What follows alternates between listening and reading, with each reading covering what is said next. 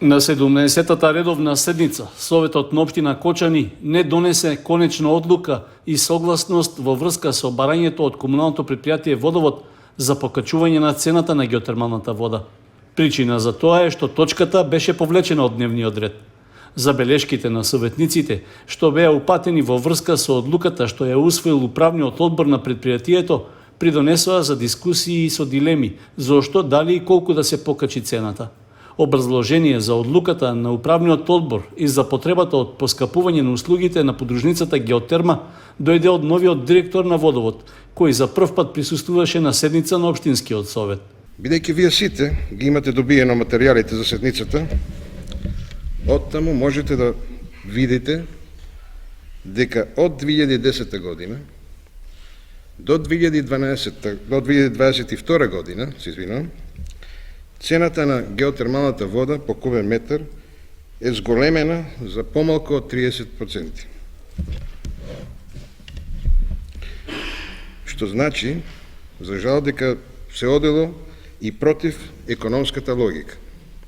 Но, веќе од средината на 2022 година, свесни сте и знаеме дека имаме енормно зголемување на цената на електричната енергија, па затоа реков, бројките кажуваат следното.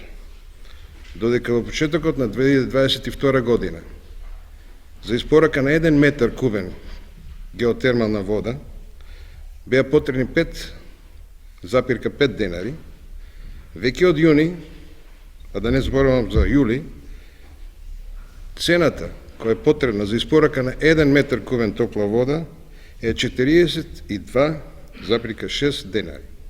Тоа е зголемување околу од прилика 8 пати. Не зборуваме за 8%, зборуваме за 800%. По образложението на директорот на Водовод, советниците ги пренесоа и забелешките од корисниците на геотермална вода, кои рекоа дека ќе се откажат од услугите на геотерма ако дојде до драстично покачување на цената.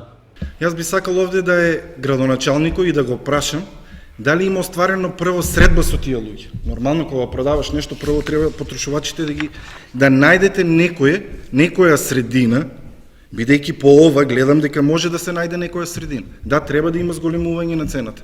Ама ова е 130% зголемување на цената. А гледаме дека некои ставки може да се тргнат. Во најголем дел од корисниците кои што користат геотермална вода излегало со соопштение конкретно 3 оранжерии дека доколку се изгласа на совет зголемување на цената, истите нема да ги користат услугите на комуналното јавно предпријатие. Дали, доколку истите не ја користат услугата на комуналното јавно предпријатие, ние ќе се доведеме до позиција да ни испорачуваме 20% што е подпишено според договорот за кој што имаме добиена концесија. Дали со тоа се доведуваме до ситуација комуналното јавно предпријатие да изгуби концесијата? Дали загубата на геотерма, што се прикажува загуба на геотерма или на заеднички служби, дали геотерма како на геотерма е во загуба, и дали не може со скратување на непродуктивни трошоци во КЈП Водовод Кочани како купување на алишта за инкасаторите и слични други, дали тоа се непродуктивни трошоци во овој период, дали тие треба да се скратат за да дојде до некоја реална и разумна цена за топлата вода. Мора да се најде некој разумен компромис така што јавното предпријатие не смее да трпи загуби, меѓутоа од друга страна пак и не смее луксузите да се превработува веќе преоптоварената служба да ги плаќаат оние кои што користат во случајов геотермална вода. Јас во таа насока би предложила, доколку се усвои, оваа точка да се повлече од дневен ред и да се поднесе по една попристојна пресметка на усвојување. Директорот на Водовод ја отфрли можноста предпријатието да ја изгуби концесијата на геотермалната вода, затоа што незиното искористување нема да падне под 20% од капацитетот, со оглед што има и други корисници кои остануваат приклучени на системот. На крајот од расправата, председателот на Советот Лазо Митев предложи точката за поскапување на геотермалната вода да се повлече, а за неа да се расправа на нова седница, што треба да се одржи најдоцна до 4 октомври.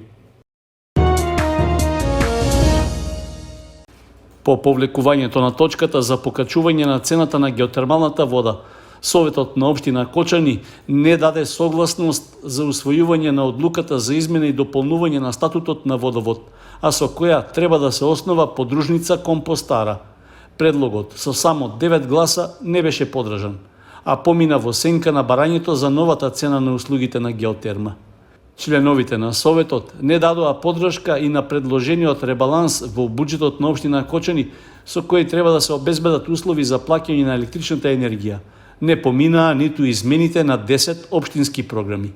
На 18-та седница Советот ги усвои извештаите за работењето од претходната учебна година, како и годишните програми на општинските средни училишта за тековната учебна година. Исто така, беа усвоени и плановите за вработување за наредната година во детската градинка Павлина Велјанова и во библиотеката Искра. Донесена е и одлука за давање на времено користење на простории во комплексот Асном без надоместок за потребите на Министерството за одбрана, односно за одделението за одбрана во Кочани. Членовите на Советот изгласаа и неколку иницијативи за изработка на физибилити студија за основање јавно предпријатие за производство и продажба на електрична енергија, иницијатива за развој и примена на системско и одржливо решение за обезбедување храна за лицата кои живеат во сиромаштија, како и достава на храна до тешко подвижни лица. Исто така, изгласана беше и иницијативата за доделување еднократна помош во висина од 6000 денари за лица со попреченост. Подршка доби и иницијативата за поставување безбедносни камери на територијата на општина Кочани.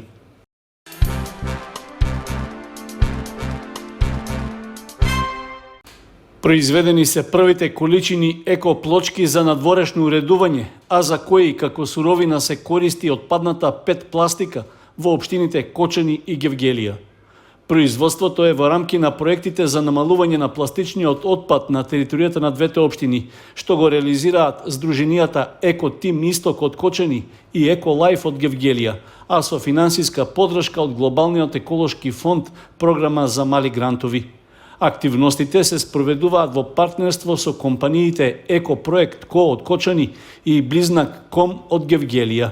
Во рамки на двата проекта беше набавена и инсталирана линија за производство на екоплочките во компанијата Близнак Ком, а во Европроект Ко е инсталирана дробилка за отпадната ПЕТ пластика. Во изминатиот период собрани се издробени 10 тони пластичен отпад, од што еден дел е веќе употребен за производство на околу 1 тон и 200 килограми екоплочки. На брифингот по повод завршувањето на проектот беа искажани и првите впечатоци од неговата реализација. Екоплочките се добиваат со мешање на отпадна ПЕТ пластика и песок, со што за прв пат кај нас се произведува ваков сертифициран производ што ќе се нуди на македонскиот пазар. Веќе се направени тестирања на готовиот производ во Заводот за испитување на материјали и развој на нови технологии во Скопје, при што се добиени резултати за доволна цврстина на притисок и издржливост. За потребите на проектот ангажирано е едно лице со попреченост и 3 лица од малцинските етнички групи. Со оглед на успешноста на проектот, активностите за производство на екоплочките ќе продолжат и во наредниот период, а идејата е производната програма да се прошири со екотули, керамиди и слични производи за градежништвото. Истовремено ќе се направи испитување за искористување на полиетиленска, ПП, ХДЦ и други видови отпадна пластика како суровински материјал. Ротари клубот Кочани Виница и представници од основните и средните училишта од двете соседни општини потпишаа меморандуми за соработка. Целта е да се даде подршка за унапредување на образовниот процес и воопшто за подобрување на условите за едукација на учениците. Во меморандумите не се нагласени конкретните насоки во кои ќе се дава поддршката, туку е оставена можност тоа да се прави според тековните потреби на образовните институции. Договорот за соработка или меморандумот за соработка е од отворен тип и ќе биде во началата на Rotary International со цел на унапредување на образованието. Идејата е да имаме отворени врати со сите училишта за сите нивни идеи и проекти кои тие ги имаат, за да им излегнеме во сусрет да можеме да го зголемиме нивото на образование во нашите општини. Потпишувањето на меморандумите за соработка се одржа во Основното училиште Никола Карев во Кочани. Оттаму изразија благодарност за подготвеноста на ротаријанците да им помогнат на училиштата во општините Кочани и Виница.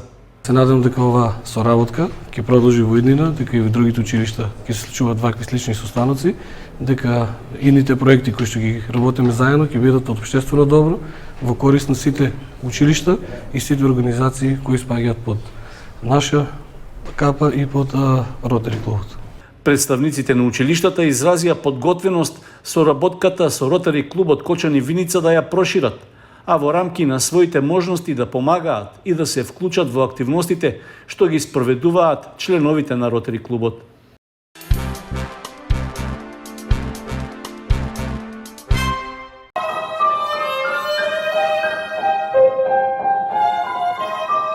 Во четврток од вечерта во салата на мултикултурниот центар во Кочани концерт на класична музика одржа дуото Кировски.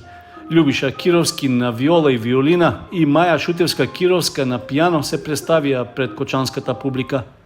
На едночасовната програма се најдоа дела од Кларк, Илин, Вилијамс, Фролов и Пјацола.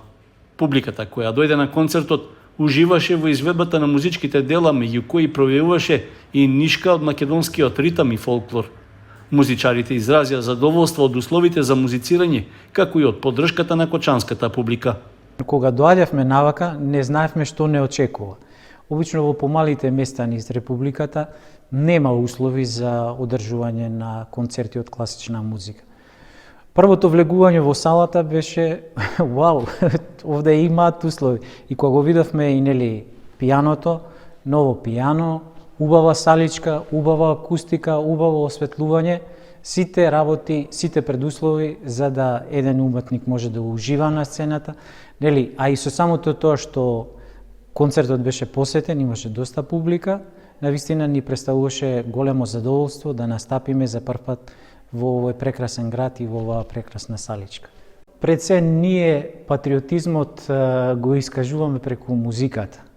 Нашиот бит, македонскиот бит, нели, нашите ритмови, нашите тактови неправилни, што само ги има во Македонија, сакаме со задоволство тоа да го пренесеме и преку музиката, преку нашава музична класична, така да и на концертот ја изведовме композицијата од Бете Илин, која е специјално напишана за нас, нели, со фолклор.